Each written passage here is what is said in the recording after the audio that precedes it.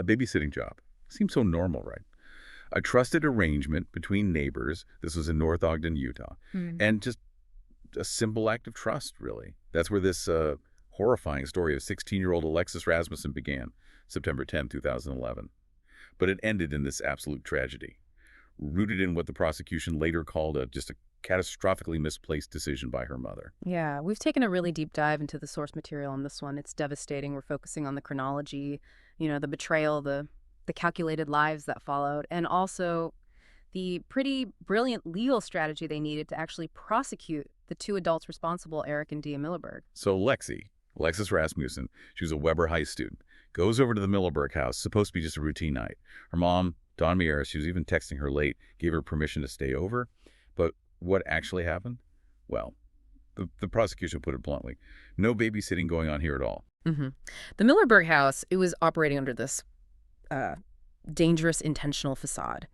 That night Lexi was there, it was actually, like you said, drug-fueled indulgence and sexual exploitation. That trust from Lexi's mom. It was just immediately and profoundly betrayed. And that betrayal, it just snowballed instantly. Turned into this 38-day campaign of, well, sustained cruelty against Lexi's family. Yeah. Let's start there. The deception. Right from the moment she didn't come home, September 11th. Right. The Millerbergs, they immediately launched this calculated deception. When the police and Lexi's mom started looking, Eric and Dia told them, oh, Lexi just left before midnight, went to meet a friend. They tried to make it sound plausible. Maybe she ran off, skipped out for the night, something like that. But the investigators, they were sharp, moved fast. Huh. They actually talked to the friend Lexi was supposedly going to meet. And that boy confirmed. Nope, they had only texted. So the Millerberg story, it just completely fell apart right away, put them right in the center of her disappearance. Yeah, and what's so striking about this period is just the sheer audacity of it all. For 38 agonizing days, Lexi's family, the community, they're leading this desperate, frantic search. They set up a Bring Alexis Home Facebook page, coordinating everything. Meanwhile, the Millerbergs, knowing she was dead the whole time, they kept up this facade, pretending they knew nothing, looking the mother in the eye, actively obstructing the police. Yeah. It's just chilling. And the reason for all this cruelty, it wasn't about saving the child, obviously. It was about Eric Millerberg saving himself. He was already on probation. Apparently told a friend he was not going back to prison for that girl. His own skin completely trumped any shred of decency. That's absolutely critical to understanding their mindset, yeah. Their own legal status mattered more than a child's life, more than ending the family's torment. And there's this huge irony here, too.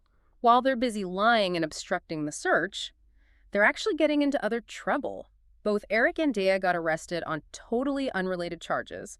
Eric for a heroin parole violation, Dia for prescription drug fraud. So suddenly they're in custody anyway, and boom, they become the absolute prime persons of interest in Lexi's disappearance. That fear of prison, it really drives us right into the crime itself, doesn't it?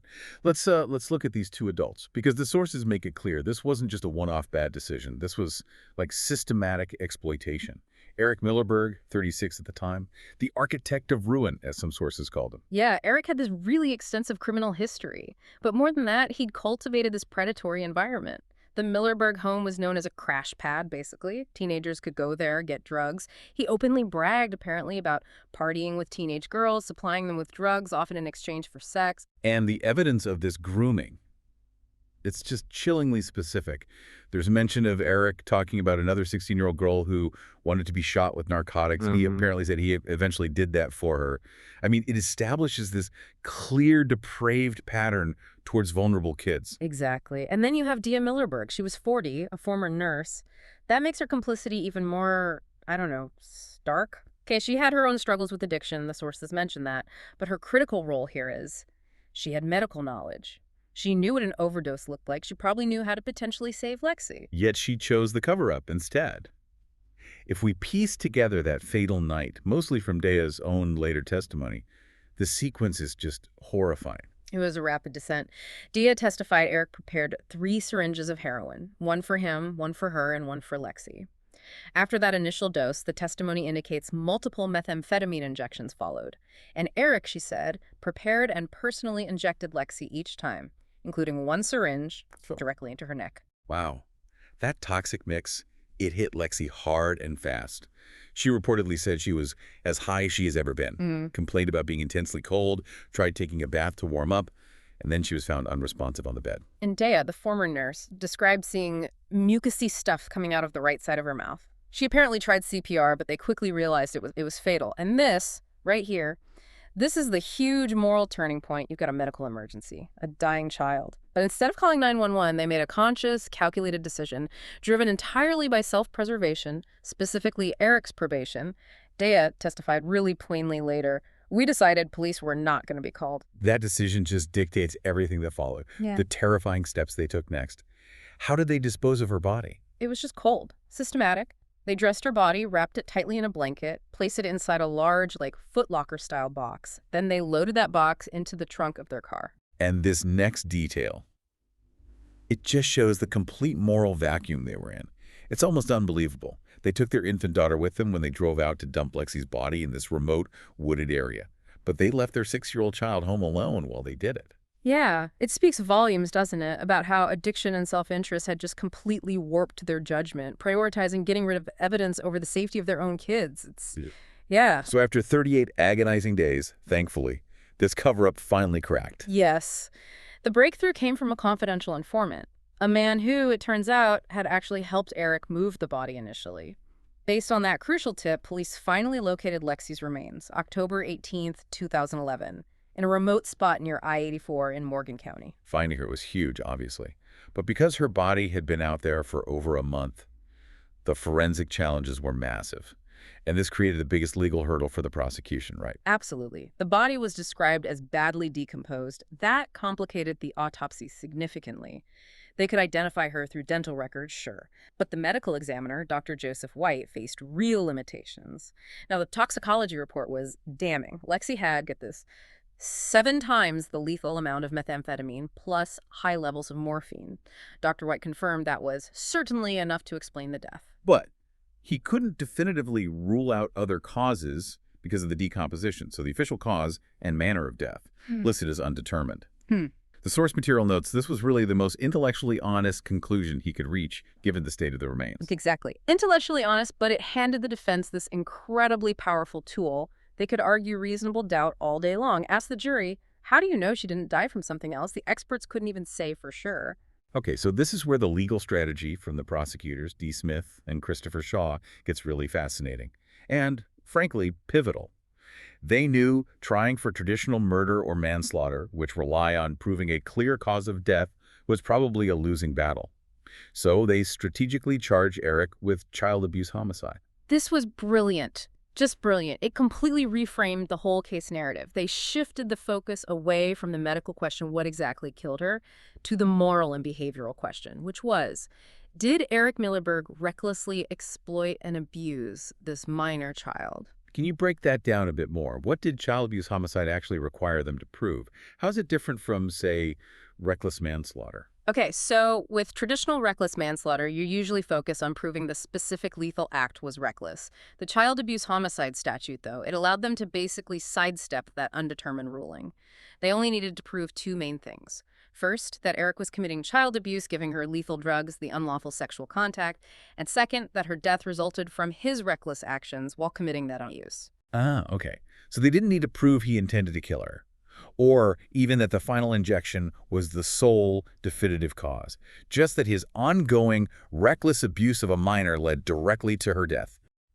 That strategic charge basically set the whole stage for the trial in February 2014. It really did. And the entire prosecution case then hinged on one person, one incredibly compromised figure, Dea Millerberg. Right, she's the only one who could describe exactly what happened that night, the injections, everything. So to get her to cooperate, the prosecutors had to give her something called use immunity. Hold on, for listeners maybe not familiar with legal stuff, what does use immunity actually mean here? Was she just totally off the hook? No, not at all. It was very targeted protection. Use immunity meant that the specific testimony she gave about the events leading to the death, the injections, the drug use, watching Lexi die, couldn't be used directly against her if they decided to prosecute her for homicide later. It basically shielded her from the most serious charge, the homicide itself. But she was still absolutely on the hook for everything else, the obstruction, desecrating the body, all that. Okay, got it. So she becomes the state's key witness, the linchpin, detailing that horrific night. Meanwhile, the defense, led by Randall Marshall, their strategy was laser-focused. Attack Dea's credibility. Hammer it. Oh, yeah. Marshall called her a manipulative liar, argued she was deeply involved, totally complicit, and only testifying to save her own skin. The defense also kept bringing up the medical examiner's undetermined ruling over and over, trying to plant doubt, asking the jury, how do we really know Dea didn't shoot her up? Okay, so the defense had a pretty strong legal argument, right? Based on the forensics, and they had this star witness who was, let's face it, highly questionable. How did the prosecution actually manage to convince the jury to trust Dea's testimony enough to convict Eric? Well, the prosecution didn't just rely on Dea in isolation. They built this narrative, this picture of the reckless environment Eric himself had created. Dea's testimony, even if parts were self-serving, was corroborated by other evidence. Physical evidence found, Eric's own bragging to others about supplying drugs to teens. So even if the jury thought Dea was frankly a terrible person trying to save herself, the prosecution still managed to establish beyond a reasonable doubt that Eric, through his systematic, ongoing, reckless abuse, was the one who ultimately caused Lexi's death. And that narrative, it clearly worked. It resonated. After just a 3-day trial, the jury took only 2 hours to find Eric Millerberg guilty. All 4 counts, including the big one, child abuse homicide. Yeah, and at sentencing, Judge Scott M. Hadley didn't mince words. He firmly rejected any idea this was just some tragic accident. He called the homicide especially egregious. He said, quote, intentionally injecting a young lady with dangerous drugs multiple times is just beyond reckless. Eric Millerberg was sentenced to 6 years to life in prison. Which brings us back to Dea Millerberg and this complex, kind of uneasy resolution. Her testimony was absolutely the key. The linchpin needed to convict Eric, the main aggressor here. It's what some might call justice by necessity. Exactly. The system had to make a really painful compromise. In exchange for that crucial testimony, prosecutors agreed not to hit her with the most serious charges, the homicide or sexual conduct. She ended up pleading guilty to 3 third-degree felonies: desecration of a human body, obstructing justice, and that illegal prescription charge from earlier. So while Eric got essentially life, Dea was sentenced to up to 5 years. And she actually got early parole in October 2018, served about 4 years. That's got to be a profoundly difficult outcome for the family to accept. Knowing the accomplice, the person who watched their daughter die and helped dump her body, is now free. It really highlights a tough reality of the justice system sometimes, doesn't it? Sometimes getting the main perpetrator requires giving the accomplice leverage. The bigger legal goal here was making sure the person who orchestrated the whole predatory situation, who provided the lethal environment, Eric Millerberg, was put away for good. In the end, the family got a verdict, yes. But justice, it doesn't fill the hole Lexi left behind. Her uncle Scott Rudd said it perfectly after the verdict. It helps with a little closure, but the fact of the matter is we still don't have Lexi. And you just can't forget the immense guilt and sorrow from Alexis's mother, Dawn Mira. She said, as a parent, your job is to protect your children, and I failed, that quote. It just captures the catastrophic emotional toll this kind of deep, systemic betrayal takes on a family. So when we step back and look at this whole case, the main takeaway is just chillingly simple, isn't it? Alexis Rasmussen's death wasn't some random accident. It was the predictable, tragic end result of systematic grooming and criminal exploitation by 2 adults. 2 people who, when they faced that critical choice, save a child's life or save their own freedom, they consciously chose themselves. Yeah. This case just reveals the shocking extent that self-interest and addiction can completely gut someone's moral judgment, how it can turn a trusted, everyday neighborhood setup into something monstrous. It really underscores how vital it is to look beyond that facade of normalcy sometimes, to be aware. And that leaves us with maybe a provocative thought to end on. Think about this. If the prosecution hadn't had that legal flexibility, if they couldn't pivot to the child abuse homicide charge, and if they'd failed to convict Eric Millerberg because of that undetermined cause of death, would the price of Dea Millerberg's immunity still been worth the risk? It's a terrifying kind of legal gamble that, thankfully, paid off here. But it really speaks volumes about the limits of forensic science sometimes in getting justice for victims.